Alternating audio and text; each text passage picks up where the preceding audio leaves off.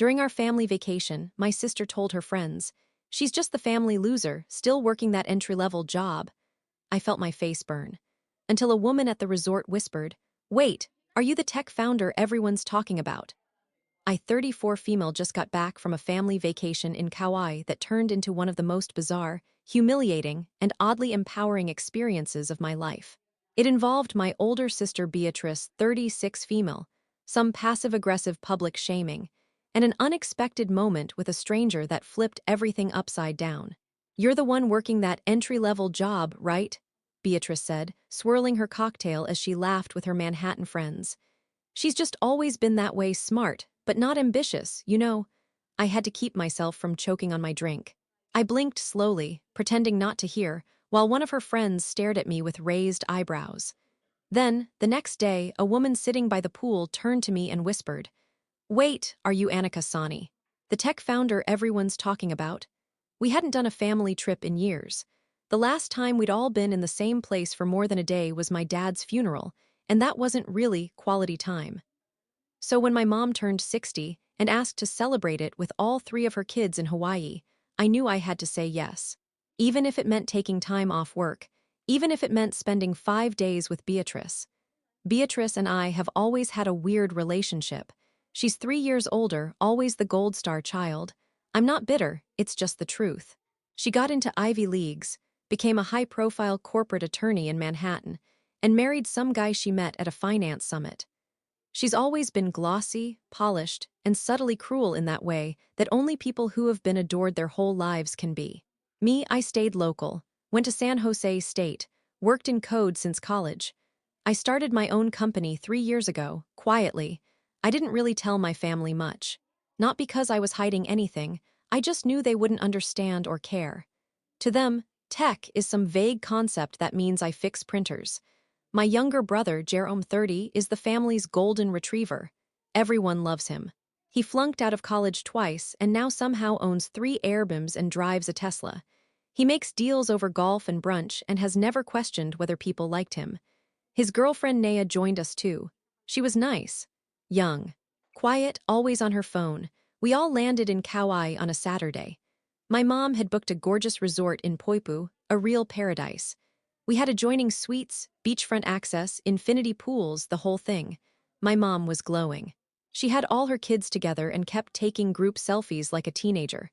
At first, things went surprisingly well.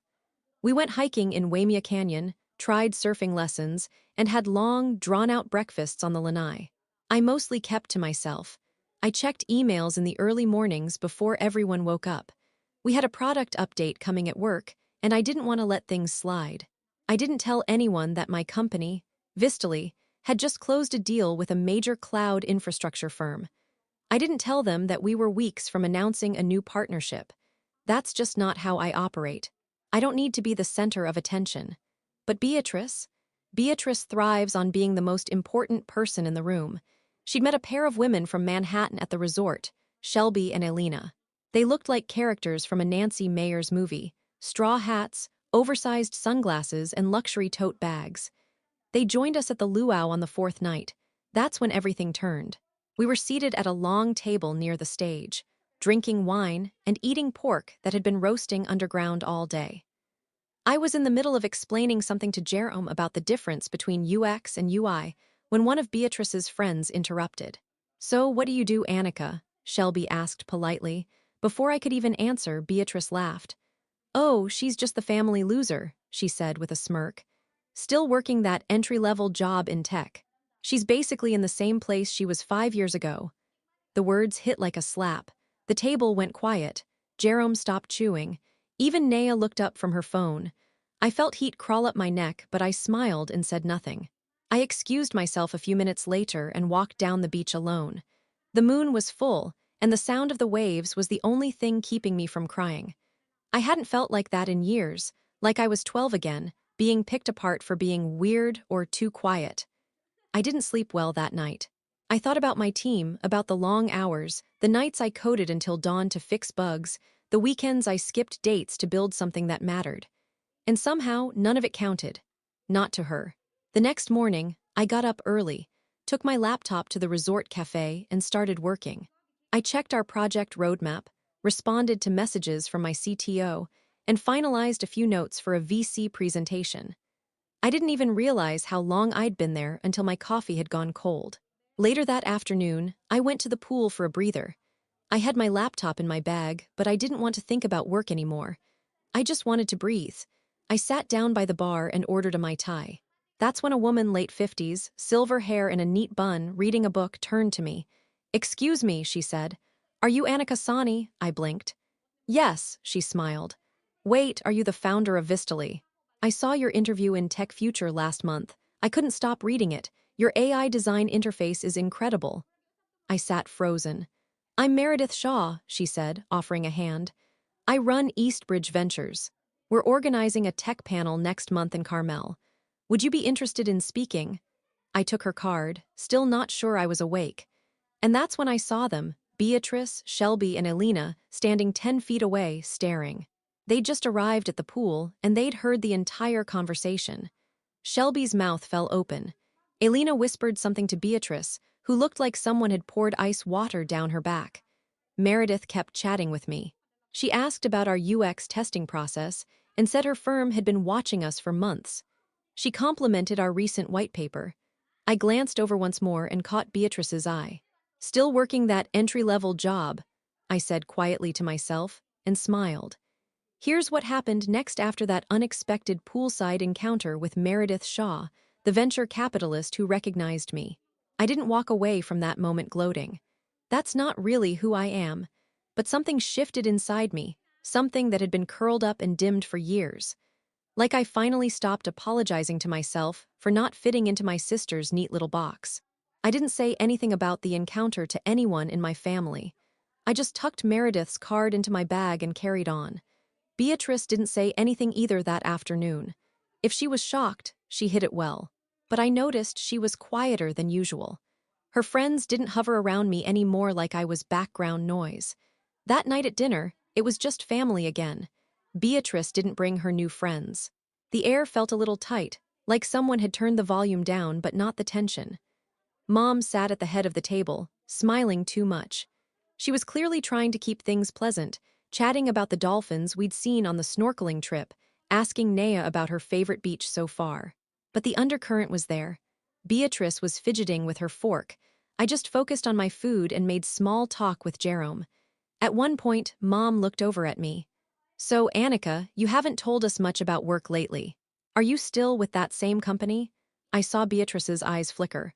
She stopped moving completely, like she didn't even know what I would say. I smiled and nodded. "Still with Vistally," I said simply. "Things are going well," Mom brightened. "Oh, that's good to hear. What is it that you do again? You design apps." Before I could answer, Beatrice interjected. "Annika's not designing apps, Mom," she said, her voice flat. "She's running the company." Jerome turned to me. "Wait, you started Vistally?" I nodded again. "3 years ago." There was a long pause, the kind that makes you very aware of the clinking of utensils and the sound of waves in the distance. Jerome let out a low whistle. "You've been sitting on that this whole time. I thought Vistally was a whole firm in Palo Alto or something. You're telling me that's your company?" "Technically, it's in San Jose," I said. "But yeah. We just wrapped up Series B." "What's Series B?" Naya asked, blinking. "It's a second round of funding," Jerome said before I could respond. "Like serious money." Beatrice stayed quiet. I didn't elaborate. I didn't feel like giving them the pitch deck. But the silence that followed said more than any number could. After dinner, Beatrice pulled me aside while we walked back to the rooms. "Look," she started, not making eye contact, "I didn't mean to embarrass you the other night." I shrugged. "You didn't embarrass me, you just made it clear how you see me." Her mouth opened, then shut. She seemed off balance, for once. "I was just teasing," she added. "We've always joked around." I stopped walking. "You weren't joking, you've been saying things like that for years. Backhanded compliments, little dogs. Acting like I'm a cautionary tale." "That's not true," she said, but her voice lacked conviction. "It's okay," I said. "You don't have to pretend now, I don't need your validation." She looked at me for a long time. And I could tell that whatever script she usually used with me, whatever power she thought she had, wasn't working anymore. "Anyway," I said, walking past her, "Meredith Shaw asked me to speak at Eastbridge's next investor panel." She seems to think I'm doing something right. I didn't turn around to see her face. The rest of the trip was different. Beatrice was suddenly awkward around me, like she didn't know how to act. I caught her watching me a few times during breakfast or when we were by the pool. It wasn't just curiosity, it was calculation. Like she was trying to rewire how she thought about me. Jerome, on the other hand, was fascinated. He kept asking me questions, real ones, about the tech, about investors, about how I built my team. He wasn't faking it. For the first time, I felt like he saw me as an equal, or maybe even someone ahead of him in certain ways. Mom, bless her, seemed embarrassed that she hadn't asked more about my life before. She started talking about me more at dinners. Annika, didn't you just hire a team in Lisbon? Or tell them about that customer interface you built. Your aunt loves those kinds of stories. She was clearly trying to make up for lost time. But it was Naya who surprised me the most. On the last day, when we were packing up, she knocked on my door. She was holding a bag of taro chips and looked a little nervous. "Hey," she said. "Just wanted to say, I looked up your company last night. It's really cool what you're doing. Like, really cool." "Thanks," I said, a little touched. "And," she shifted, "I just wanted you to know what Beatrice said. That wasn't cool. My sister does stuff like that too, makes herself bigger by shrinking me." She smiled awkwardly and handed me the chips. "For the plane," she said, and walked off. I stood there for a while after she left, holding those chips like they were something sacred. By the time we got to the airport, I could feel the change in the air. Beatrice kept her distance. Jerome gave me a hug and said, "Next time you're pitching a startup, give me a call. I want to invest early." Mom kissed my cheek and said she was so proud. And for the first time, I believed she meant it not because she felt she had to, but because she finally understood who I was. The flight home was quiet. I had a window seat, looking out over the clouds. And somewhere over the Pacific, I realized I didn't feel bitter anymore. Not toward Beatrice. Not toward the years of being underestimated. I felt peaceful. Powerful, even. When I got back to San Jose, it was almost surreal slipping back into my regular life. The calm, predictable hum of my apartment, my perfectly synced calendar, my team's Slack pings, everything felt exactly the same, except I wasn't. Something in me had clicked during that trip. Maybe it was the humiliating dinner, maybe it was Meredith's unexpected recognition, or maybe it was finally realizing I didn't owe my family the smallest version of myself. Vistali was hitting its stride. Within a week of returning, we finalized our European expansion. Our head of business ops had closed the deal with a Berlin-based fintech company. Meanwhile, the marketing team launched a blog post that blew up on LinkedIn. Investors were practically throwing intros at me. Still, I kept the vacation tucked in my back pocket. I hadn't shared anything about it publicly. No vague posts, no family is weird tweets. It was mine, and I was waiting. Then Beatrice called. It had been almost 3 weeks since Hawaii, and we hadn't spoken since the airport. The moment I saw her name flash on my phone, I knew what this was. I let it ring twice, then picked it up. "Hey, Beatrice," she cleared her throat. "Hey, just wanted to check in. See how you've been." I could practically hear her trying to frame this as casual, but Beatrice never called unless she needed something. "Good," I said. "Busy, how are you?" "Oh, work's been insane. I'm up for a partner at the firm next year, so lots of FaceTime, politics, the usual." I didn't say anything. After a moment, she continued, I had an idea I wanted to run by you. Not work-related, not exactly. More like synergy." I almost laughed. "Synergy?" "Yeah," she said. "So, my firm's launching this Women in Tech initiative. It's meant to elevate female founders and connect them with corporate law mentors. I thought maybe you'd want to be one of the featured speakers." There it was. I leaned back in my chair. "You want me to speak at your firm's event?" "Well, yeah. I think it could be mutually beneficial. You get exposure, we get clout, credibility with real startup founders. I already pitched your name to our events team. They were excited." I took a breath.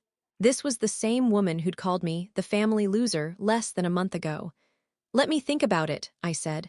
"What's the theme of the panel?" She rattled off a list of corporate buzzwords.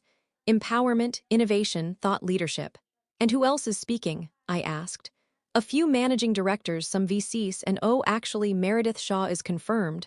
I smiled to myself. There it was again, Meredith. Beatrice was trying to close a professional loop, and I was her pawn to do it. I'll need to see the deck, I said. Send me the timeline, your sponsor list, and who's moderating.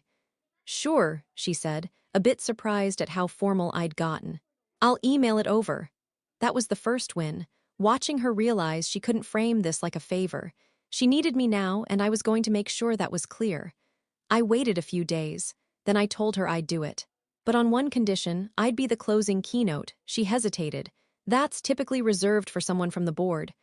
I understand, I said. Then I'll pass. She backtracked fast. No, wait, of course, we can make that work. I'll shift things around. 2 weeks later, I arrived at her firm's sleek midtown office in a tailored navy jumpsuit. Not overdressed, not flashy, just enough to command a room. The event space was packed, founders, VCs, junior associates. My photo was on the event flyer, just below the title, The Quiet Climb, Building Tech Outside the Hype. Beatrice introduced me at the end of the evening. She stood at the podium, her voice measured, her expression polite. We're honored to welcome a woman who, until recently, was building her company so quietly, even her own family didn't realize the scale of what she was doing. Please join me in welcoming the founder and CEO of Vistally, Annika Sani. I stepped onto the stage and took the mic from her. Our fingers brushed. She wouldn't meet my eyes. I opened with a simple sentence. Funny thing about families, I said, they often confuse silence with smallness. A few people chuckled. Beatrice stood to the side, frozen in a careful smile. I didn't drag her by name. I didn't need to. I talked about resilience, about underestimated paths, about building without applause. I shared how I'd been dismissed and overlooked, by investors, yes, but also by people who claimed to know me best. I ended the keynote with this. Don't mistake someone's quiet for their lack of value. The loudest voices are not always the ones building the future. Standing ovation. Not polite. Real. Afterward, Meredith came up and gave me a hug. That, she said, was a masterclass in restraint and power. Beatrice hovered nearby, smiling like she was part of the win. But I didn't include her in the photos. I posed with my team, with the other speakers, with some rising founders who came up to ask for mentorship. She stood there like a wedding guest who didn't know anyone but the bride. 2 days later, I received an email from Beatrice. Subject: Thank you, Annika. I meant what I said on stage. I'm proud of you. You deserve everything that's coming your way. And I'm sorry for the things I said in Kauai. I didn't realize I was projecting so much onto you. If you're open to it, I'd like to meet for coffee sometime. Not to talk about work. Just us? I haven't responded yet, not because I'm holding a grudge, but because for the first time in my life, I don't need her to get it to feel good about myself. She's no longer the judge of my worth. And that, right there, is the revenge I didn't even know I needed. My win wasn't in embarrassing her or even in that keynote. It was in walking into her world, owning it with grace, and letting her sit with the truth that she never saw me coming, and now she can't ignore me. Sometimes, the best revenge is simply becoming undeniable.